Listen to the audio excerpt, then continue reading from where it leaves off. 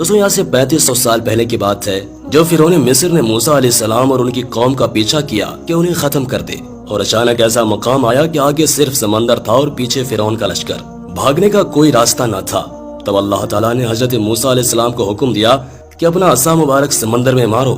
انہوں نے ایسا ہی کیا اور دیکھتے ہی دیکھتے سمندر 2 حصوں میں بٹ گیا اور اتنا لمبا راستہ بن گیا کہ پوری بنی اسرائیل قوم اپنے مال و اسباب سمیت یہاں سے گزر گئی۔ مگر جب فرعون مصر نے، جو کہ خود کو خدا کہتا تھا، اور اس کے لشکر نے گزرنے کی کوشش کی تو سمندر واپس آ کر مل گیا جیسے پہلے موجود تھا، اور سارا کا سارا لشکر فرعون سمیت غرق ہو گیا۔ اس طرح سے ڈوب کر مرنے کے بعد سمندر نے صرف فرعون کی لاش کو سمندر سے باہر پھینک دیا، جبکہ باقی لشکر کا کوئی نام و نشان نہ ملا، اور یوں آہستہ آہستہ کر کے وقت گزرتا گیا۔ مصریوں میں سے کسی شخص نے ساحل پر پڑی اس کی لاش کو پہچان کر موجودہ فرعون کے دربار میں بتلایا، سو فرعون کی لاش کو محل پہنچایا گیا۔ درباریوں نے مسالے لگا کر اسے پوری شان و شوکت سے اور احترام کے ساتھ تابوت میں رکھ کر محفوظ کر لیا۔ کمال کا اتفاق ہے کہ پوری زمین پر اس وقت صرف ایک وہی قوم تھی جسے مسالے لگا کر لاشوں کو محفوظ کرنے کا ہنر آتا تھا۔ ایسا لگ رہا تھا کہ اس قوم نے اسی دن کے لیے ہی سب کچھ سیکھا تھا۔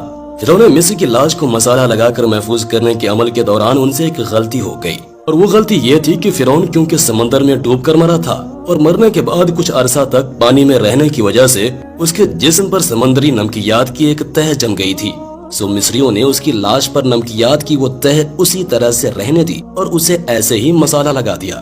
وقت گزرتا گیا، زمین و آسمان نے بہت سارے انقلاب دیکھے، جس کی گرد کے نیچے سب کچھ دب گیا، حتیٰ کہ فرعونوں کی حنوط شدہ لاشیں بھی زمین کی تہوں کے اندر چھپ گئیں۔ ان کے نام صرف کتابوں میں رہ گئے اور ان کی تعمیرات اور شان و شوکت لوگوں کے ذہنوں کے اندر ہی رہ گئے۔ اس کے علاوہ ان کا بنایا گیا سب کچھ ختم ہو گیا۔ اس واقعہ کے 2000 سال کے بعد اس دنیا میں اللہ کے آخری نبی حضرت محمد مصطفیٰ صلی اللہ علیہ وسلم تشریف لائے، اور ان پر نازل ہونے والی آخری کتاب کے اندر انسانوں کی عبرت کے لیے فرعونوں کے قصے بڑی تفصیل کے ساتھ بیان کیے گئے، اور اسی سلسلے میں فرعون کے جسم کو محفوظ کرنے کے بارے میں بھی ایک آیت نازل ہوئی، جس کے اندر اللہ پاک واضح طور پر فرماتا ہے کہ ہم تیرے جسم کو آنے والے انسانوں کے لیے عبرت بنا کر محفوظ کر لیں گے۔ اس آیت مبارکہ کی سچائی پر تمام مسلمانوں کو یقین تو تھا، لیکن وہ یہ سمجھنے سے قاصر تھے کہ خدائی کا دعویٰ کرنے والے کی لاش بھلا کہاں محفوظ کی گئی ہوگی، اسے کیسے عبرت کا نشان بنایا گیا ہوگا، کون اس کی تصدیق کرے گا۔ یہ اتنا نازک معاملہ تھا کہ ذرا آپ خود سوچ کر دیکھیے کہ قرآن پاک کے اندر بیان کیے گئے اللہ کے تمام الفاظ میں سے اگر صرف ایک آیت مبارکہ بھی غلط ثابت ہو جاتی تو غیر مسلم کفار کے سامنے مسلمان کس منہ سے باقی قرآنی آیات کا دفاع کرتے، مگر یہ اللہ کا کلام ہے جس کے اندر شک کی کوئی گنجائش نہیں، اس لیے ہر دور کے اندر اس نے اپنے آپ کو اور اپنے ایک ایک لفظ کو منوایا ہے۔ 1871 عیسوی میں مصر کے ایک شہر الغورنیا سے تعلق رکھنے والے غریب اور معمولی چور احمد عبد الرسول کو فرعونوں کی حنوط شدہ لاشوں کی طرف جانے کا خفیہ ترین راستہ مل گیا۔ یہ بس اتنا چاہتے تھے کہ فرعونوں کی لاشوں کے ساتھ موجودہ قیمتی نوادرات یعنی سونا، چاندی، ہیرے، موتی وغیرہ کو چرا سکیں۔ یہ دریائے نیل کے کنارے تبیسا کے مقام پر بیٹھا منصوبہ بنا رہا تھا کہ جب اسے خفیہ راستہ کا پتہ چلا اور اس نے یہ جگہ کھودنی شروع کر دی، اسی دوران اسے مشکوک سمجھ کر کچھ لوگوں نے پکڑ لیا اور پولیس کے حوالے کر دیا۔ بعد میں وہ جس جگہ کو کھود رہا تھا وہاں سے ملنے والے راستے کی کھدائی کی گئی تو 1891 عیسوی کے اندر دوسری ممیوں کے ساتھ ساتھ اس غرق ہونے والے فرعون کی لاش بھی مل گئی۔ اس کے کفن پر سینے کے مقام پر اس کا نام لکھا ہوا تھا۔ ان ممیوں کو ماہرین اپنے ساتھ قاہرہ لے گئے جہاں اس کا تفصیل سے جائزہ لیا گیا تو فرعون والی ممی پر جمی ہوئی نمکیات کی تہ سے اس بات کی تصدیق ہو گئی کہ یہ وہی فرعون ہے جسے پانی میں غرق کر کے نشان عبرت بنانے کا وعدہ کیا گیا تھا۔ پوری دنیا میں کھلبلی مچ گئی۔ اس کی تصدیق کے لیے پوری دنیا کے آثار قدیمہ کے ماہر اور سائنسدان مصر کی طرف چل پڑے۔ الگ الگ سائنسی ٹیسٹ کرنے کے بعد دنیا بھر کے سائنسدانوں نے تصدیق کر دی کہ دوسری سب لاشوں کی نسبت صرف اس ایک فرعون کی لاش پر ہی سمندری نمکیات کی تہ جمی ہوئی تھی، جس نے اسے محفوظ رکھا اور گلنے سڑنے سے بچا رکھا۔ اس تصدیق کے بعد اسے فائنلی فرعون کی لاش قرار دے کر میوزیم کے اندر محفوظ کر دیا گیا۔ 1982 عیسوی میں یہ ممی خراب ہونے لگی تو اس وقت کی مصری حکومت نے فرانس کے کمک کو درخواست کی کہ اسے خراب ہونے سے بچایا جائے اور جدید سائنسی انسٹرومنٹس کی وجہ سے اس کی موت کی وجہ کو بھی معلوم کیا جائے۔ چنانچہ مصری اور فرانسیسی حکومت نے مل کر اس ممی کو فرانس لے جانے کا انتظام کیا۔ جب فرعون کی لاش کو فرانس پہنچایا گیا تو ایئرپورٹ پر اس دور کے فرانسیسی صدر بذات خود حکومت کے تمام اعلیٰ عہدیداروں، تمام وزراء اور فوج کے افسران کے ساتھ اس کے استقبال کے لیے موجود تھے۔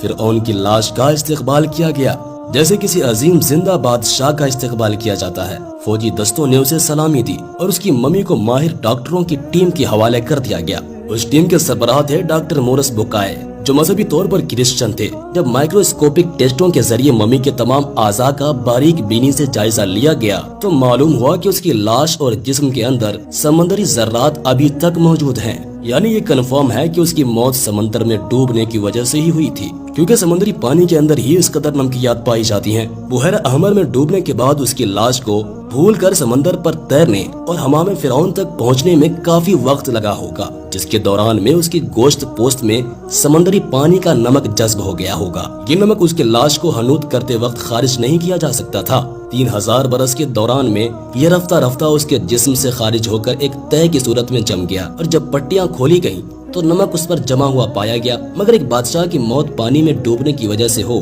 یہ سوچنا اپنے آپ میں بہت ہی حیرت انگیز سوال تھا، کیونکہ ایسے عظیم بادشاہ اپنے ساتھ نرم بستروں پر خوبصورت لباسوں میں سونے چاندی ہیرے موتیوں کے ساتھ بڑے ہی عزت کے ساتھ دفن کیے جاتے ہیں، اور اس طرح مرنے کے بعد دفنانے تک اس کی شان و شوکت اسی طرح قائم رہتی ہے جیسے زندہ بادشاہ کی۔ ڈاکٹر مورس کے لیے بھی ایک حیرت کی بات تھی، اور اسی حالت میں اس نے اس ممی کے بارے میں مزید جاننے کی کوشش کی تو اسے معلوم ہوا کہ اس بادشاہ کی موت کے حالات مسلمانوں کے نبی حضرت محمد مصطفیٰ صلی اللہ علیہ وسلم پر نازل ہوئی کتاب قرآن پاک کے اندر آج سے 1400 سال پہلے تفصیل سے درج ہے۔ اسے پتا تھا کہ جہاں سے یہ لاش ملی ہے وہ ایک اسلامی ملک ہے، چنانچہ مجبور ہو کر وہ مصر پہنچا، کیونکہ یہ ایک سائنسدان تھا، اس لیے اس نے مصر کے ایک سائنسدان سے ملاقات کی جس نے اسے قرآن پاک کھول کر سورہ یونس کی آیت نمبر 90 تا 92 کا ترجمہ لفظ بہ لفظ سنایا، جس میں فرعون کی خدائی کا دعویٰ، اس کا پانی میں ڈوب کر مرنا اور پھر پانی سے نکال کر اس کی لاش کو محفوظ کرنے کا وعدہ اللہ تعالیٰ نے واضح طور پر کیا ہوا ہے۔ ان قرآنی آیات کا اشارہ بالکل واضح تھا، اور صرف ایک جانب تھا کہ تجھے میں مرنے کے بعد آنے والوں کے لیے محفوظ کر کے عبرت کا نشان بنا دوں گا۔ سو ڈاکٹر مورس نے جب اس قرآنی آیات کا ترجمہ پڑھا تو بے اختیار چلا اٹھا کہ بالکل قرآن سچی کتاب ہے، اس کا ایک ایک لفظ اور اللہ کے پیغمبر حضرت محمد مصطفیٰ صلی اللہ علیہ وسلم سچے ہیں۔ اسی وقت کلمہ پڑھا اور مسلمان ہو گیا۔ قدیم مصر کے اس فرعون کو عام طور پر ایک تلسماتی بادشاہ کے روپ میں پیش کیا جاتا ہے، جو بڑے روب و جلال والا اور مضبوط جسم کا مالک تھا، لیکن ایک طویل سائنسی تحقیق کے بعد اب اس کی اصلیت دنیا کے سامنے آ گئی ہے، کیونکہ ماہرین آثار قدیمہ، تاریخ دانوں، سائنس دانوں اور میڈیکل سائنس کے ماہرین نے مل کر مصری شہر کے اندر فرعون کے مقبروں کے شہر میں موجود ڈھانچے پر جدید ٹیکنالوجی سے ریسرچ کی اور سپر کمپیوٹر کی مدد سے 2000 جسمانی نقوش کے ذریعے سے اس کے جسم کے خد و خال کی تصویر کو تیار کیا، تو معلوم ہوا کہ یہ فرعون قدر نازک جسم کا مالک تھا۔ اس کا بایاں پاؤں ٹیڑھا تھا اور بیماری اور کمزوری کی وجہ سے وہ چڑی کے سہارے چلتا تھا۔ اس کی ماں اور اس کے باپ کے ڈی این اے کے نمونوں سے یہ بھی ثابت ہوا ہے کہ اس کے ماں باپ آپس میں بہن بھائی تھے۔ ماہرین کا کہنا ہے کہ اس فرعون کی جسمانی خامیوں اور کمزوریوں کی بھی وجہ یہی تھی کہ اس کے ماں باپ کا آپس میں دراصل بھائی بہن کا رشتہ تھا۔ یہ فرعون آج سے تقریباً 3500 سال قبل مصر کا بادشاہ ہوا کرتا تھا، اور اس وقت کی رسم کے مطابق ہر بادشاہ کی لاش کے ساتھ شاہی استعمال میں رہنے والی کچھ چیزیں بھی ساتھ دفن کر دی جاتی تھی۔ فرعون کی لاش عبرت کے لیے ایسے محفوظ کر کے دنیا کے سامنے رکھ دی گئی ہے کہ آج انٹرنیٹ پر، اخباروں، ٹی وی چینلز پر کروڑوں اربوں انسانوں کی آنکھوں کے سامنے قابل ترس حالت میں موجود ہے۔ کس لیے؟ عبرت کے لیے، یہ سوچنے کے لیے کہ عبادت کے لائق اور ہمیشہ رہنے والی ذات صرف ایک ہی ذات ہے، جو کہ سب کا خالق ہے، جو کہ سب کا مالک ہے،